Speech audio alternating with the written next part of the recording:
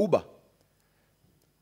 Uber is a service that raises billions. But the Kenya government and the Nairobi County government does not get a shilling. I don't know if you're aware, Mr. Speaker. Mr. Speaker, if you get into an Uber taxi today and you pay 1,000 shillings or 2,000 shillings, first of all, and the rates are already depressed, 25% immediately goes to the Netherlands, straight. The driver is left with only 75%, which is way below the AA rates. Our drivers are suffering. Our county governments are not getting a shilling. Our national government is not getting a shilling from that billion-shilling industry. So today, we have a situation where we have drivers who, because their cars are old, cannot get into Uber. They cannot get into that service because your car must only be 8 years, etc. Yet, you're being undercut, and you don't have a way to equalize that amount of revenue that you get. This is something that we must look at. These drivers are suffering.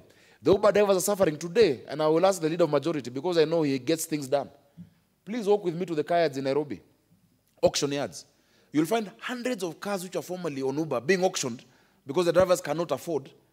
But you go to the banks, there are people lining up for loans to buy the same cars to put them back in Uber. It's a vicious cycle. In fact, it's amazing what the world has become. The biggest transport company today is a technology company based in the Netherlands. We need to find a way where we provide for our drivers minimum. There's a competition laws. Competition laws must tell you that per kilometer, and I'll give you the last example before I start becoming going out of relevance. I'll give you an example. If a young student going to USIU gets off at TRM and wants to go to USIU, a boda will cost them 150 shillings or 200, but an Uber will be 200 bob. And that Uber takes 4 students. So they're now being used as mikokotenis, in quotes, Mr. Speaker, because that's not an English word. They're now being used as handcarts, but we're pushing out our boda riders. We're pushing out our handcart pullers, and we're not getting a shilling as an economy. I think not understanding technology should not prevent us from being able to sort this out. Let us fight for these drivers who are suffering every day, working long hours, causing accidents, as sort of the transport issues.